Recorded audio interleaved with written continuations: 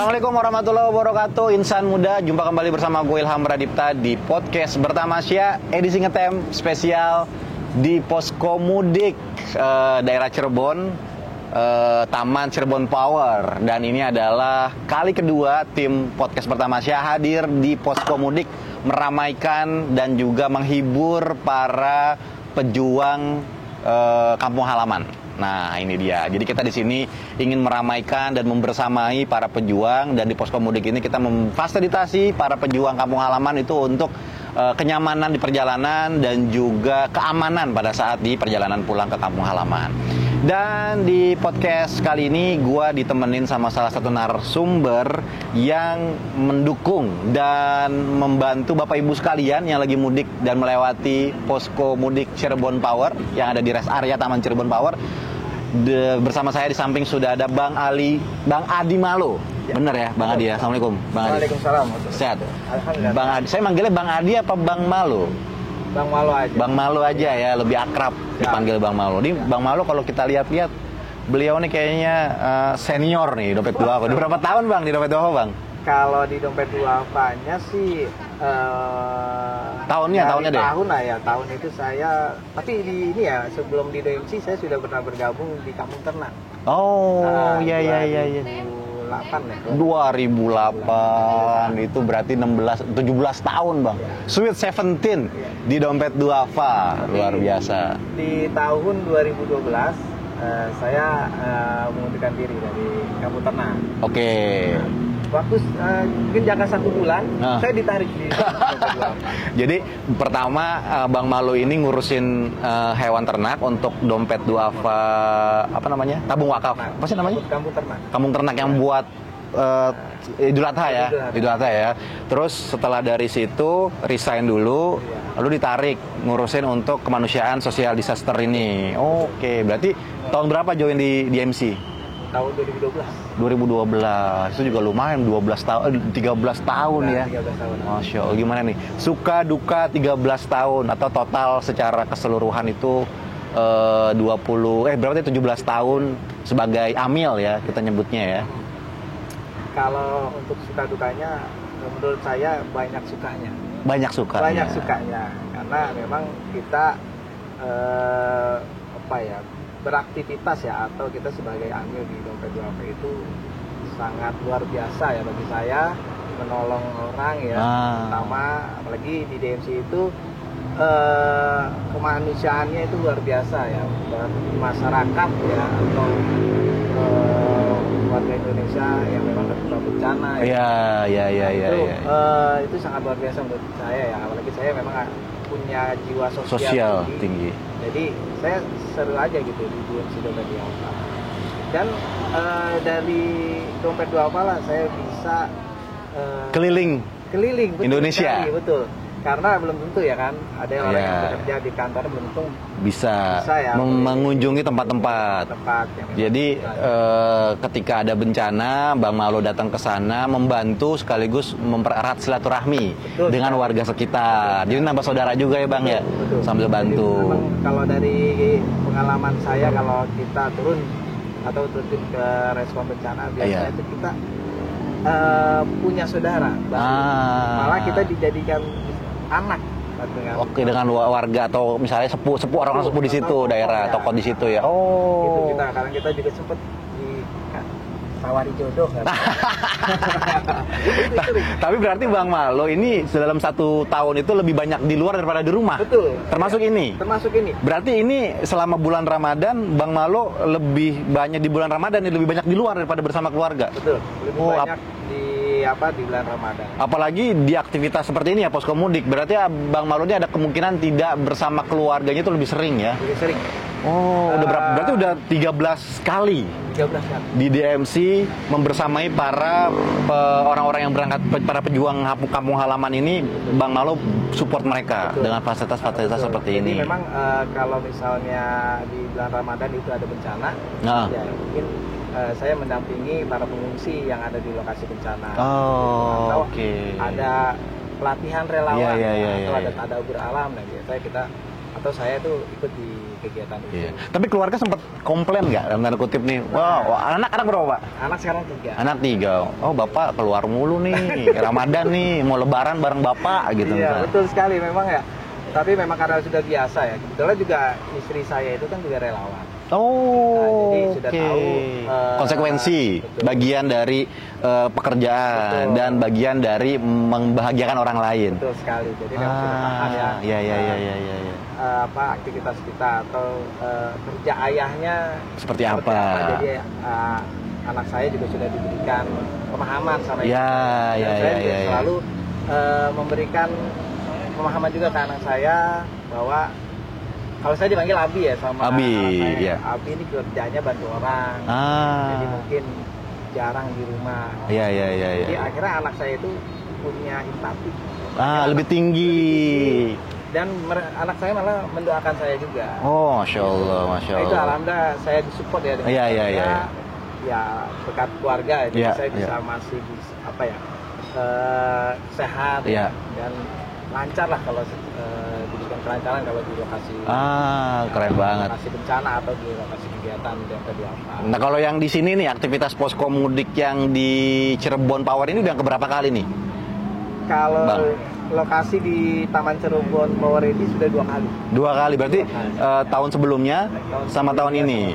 Berarti udah 2 kali Bang Malo kesini, Betul. mengenal orang-orang sini juga Betul, gitu ya. Dan di sini aktivitas biasanya kalau untuk posko mudik itu apa aja Bang? Biasanya Yang kalau disupport nih. aktivitas pos mudik ada beberapa layanan ya. Contoh kayak di Taman Cirebon Power ini ada 9 layanan. Yang pertama ada layanan servis motor gratis, Oke. ada layanan kesehatan ya cuma-cuma gitu gratis. Terus ada layanan buka sahur Oh, gratis juga gitu. Terus ada juga kita buka cukur rambut dan pijat. Itu yang sangat butuh ya. Betul sekali. Terus ada ya karena kemarin kebutuhan anak-anak tahun lalu itu tinggi ya. Akhirnya kita memperkuat ya atau memfasilitasi lebih banyak untuk mainan anak-anak. Jadi kita buat kayak taman ceria dan kids corner gitu. Jadi biar anak-anak itu bisa bermain ya dengan fasilitas yang kita sediakan. Oke. Dan orang tuanya juga bisa istirahat Lebih nyaman, lebih tenang. lebih tenang. Anak-anak bisa main, orang tuanya bisa tidur-tiduran gitu ya, melihat anak-anaknya main. Tahun kemarin kita hanya menyediakan tenda ya, tenda adum, tapi untuk siapa saja. Nah, tahun ini kita buat tenda istirahat. Oke. Ya, mungkin bilangnya tenda komunal lah. Nah, itu jadi kalau yang belum keluarga itu mereka kita arahkan tidur di tenda serbaguna. Oke. Tapi kalau yang sudah berkeluarga itu kita arahkan ke tenda adum. Satu tenda keluarga khusus buat satu keluarga. Oke. Yang memang sudah kita fasilitasi dengan Iya, iya. karpet, kasur. Jadi tahun lalu itu belum ada tuh. Tahun lalu sudah ada, tapi baru kita menggunakan tenda Doom aja, Doom aja. yang rame-rame. Maksudnya untuk yang tenda satu keluarga itu baru ada sekarang. Termasuk yang buat mainan anak-anak itu baru ada sekarang lebih banyak. Lebih banyak. Tahun dulu cuman mungkin 1-2 gitu ya. kalau tahun lalu itu cuma hanya ada kids corner aja. Kids corner aja. Kalau sekarang udah ada tempat main Betul. plus kids corner. Yang tahun lalu selain itu, yang tahun lalu nggak ada sekarang ada apa tuh Bang? Yaitu Taman Ceria. Taman ceria itu. Taman Ceria Hiburan baru ada nih. Iya. Sama nobar. Sama nobar. Karena pas banget sama momen main bola ya. Betul. Alhamdulillah kemarin antusias sekali ya warga Iya. lokal ya. Warga lokal. Dan juga para pengungsi ya. Kebetulan kemarin tuh nobar pas ulang tahun DMC Dompet Duafa. Oh, Ya, oke, 15. Berarti lebih ulamaan abang dong. 13 tahun abang di DMC ya. Selisih 2 tahun doang. Oke. Nah, kalau menurut Bang Malo nih, dari setiap fasilitas yang diberikan dari Dompet Duafa dan tim DMC yang ada di sini di Posko Mudik, seberapa penting sih Bang sebenarnya Posko Mudik itu Bang buat para pejuang kampung halaman nih Bang? Ya. Kalau menurut saya sih penting sekali ya. Apalagi sekarang Dompet Duafa punya tema ramah keluarga. Oke. Dengan namanya ramah keluarga, kita tuh jadi kayak merasa kita ikut keluarga gitu, menjadi keluarga mereka juga. Oke, jadi sense of belonging untuk menjaga keluarga Indonesia tetap aman dan nyaman Betul ketika sekali. Posko Mudik. Karena secara data dan fakta mungkin dari Bang Malo yang sudah puluhan tahun gitu ya di MC atau turut terjun langsung ke lapangan untuk poskomudik ini, angka kecelakaan juga tinggi mungkin karena kelelahan, kurang istirahat gitu ya. Kayak tahun lalu itu kebetulan memang kita buka di sini ya, di lokasi yang saat ini itu kemarin ada, jadi para pemudik itu menggunakan sepeda ya, menggunakan sepeda itu kebetulan memang bapak itu memang dia mungkin atau kelelahan, dia agak mungkin nggak, atau kalau dia jalannya agak tengah atau pinggir, tiba-tiba dia tertabrak. Oke. Kebetulan Pas di depan? Di depan kejadiannya. Oke.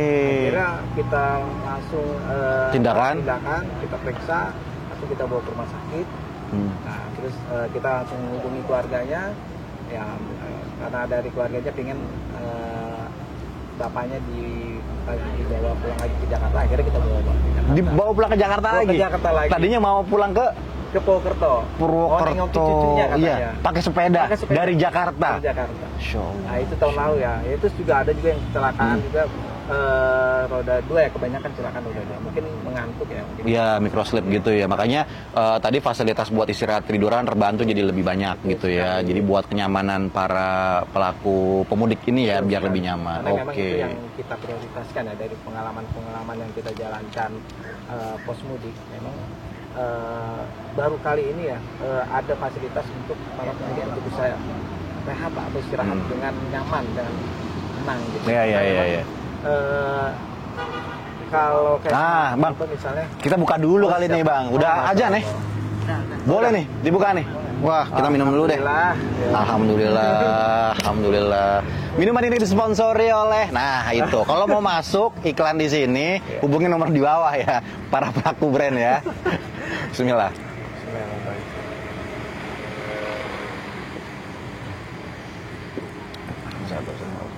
Ada manis-manisnya. Ada manis-manisnya. Ya jatuh. 25 menit.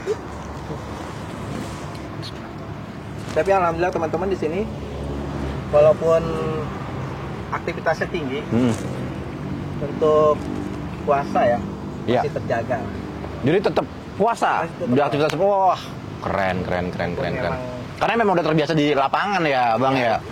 Menurut kita ya kalau di DMC itu ya memang kita memang dilatih ya. Kita juga ya belajar juga lah. Iya. Tantangannya itu kita sudah pernah kita jalani lah ya. Total ada berapa tim Bang di sini Bang? Di sini ada DMC-nya. Kalau DMC itu ada 8 orang. 8 orang. Kalau secara dompet duafa grup itu? Ada 20. 20-an yang memang membantu. Oke. Terus kalau misalnya ini kan operasionalnya sangat penting ya, apalagi workflow ya. Itu gimana caranya orang-orang yang mau makan buka puasa nih kayak gini? Itu apakah dikasih, minta, atau nanti ada antrian atau ada kupon? Sama sahur kalau nggak salah ya? Iya betul. Kalau untuk buka puasa, kita menyediakan kupon. Oke, kayak gimana kuponnya Bang? Kuponnya, seperti ini. Nah ini. Ini ada kupon iftar dan sahur ya. Jadi buat yang datang ke sini harus minta ini? Nggak minta, kita yang memberikan. Kalau misalnya dia nggak dapet, di depan pasti dikasih berarti? Dikasih. Oh. Jadi dia parkir, misalnya ada pemudik masuk ke taman, dia parkirkan motor, langsung kita tawarkan kupon ini. Oh, ini digunakannya salah satu atau bisa dua-duanya nih? Ini dua-duanya. Jadi orang kalau misalnya capek banget, jam 5 nyampe sini dapat ini buat buka puasa, terus dia tiduran jalannya besok pagi aja. Tidur dulu sampai sahur, bisa dapat makan sahur juga? Kalau sahur tidak menggunakan kupon. Oh, makan aja tapi dapat. Oh, kita berlakukan kupon itu di saat buka puasa saja. Oh, kenapa bisa beda ininya? Kalau sahur kan si pemudik ini biasanya dia ingin cepat ya kan, makan ya kan. Jadi nggak perlu kita kasih kupon. Dan juga tidak banyak juga pemudik yang mau ngambil sahur dari pengalaman. Oke. Kita biasanya langsung aja mendistribusikan para pemudik yang tidak mampir ya ke taman dia bisa mau langsung jalan, kita langsung berikan. Oke, iya, paham. Jadi emang orang lebih nyari ketika udah capek banget, buka puasa, mampir makan. Tapi kalau sahur kebanyakan orang udah di jalan ya. Iya, betul. Jadi orang tuh juga ketika istirahat di sini nggak terlalu lama ya. Mungkin habis buka puasa paling lama isya jalan lagi. Betul. Karena melanjutkan perjalanan. Pengen buru-buru ngelihat keluarga di kampung halaman, gitu ya. Emang Mudik. Bukan istirahat di rest area gitu nah, ya. itu makanya kadang-kadang kalau kita berikan fasilitas yang nyaman, takutnya Kebablasan.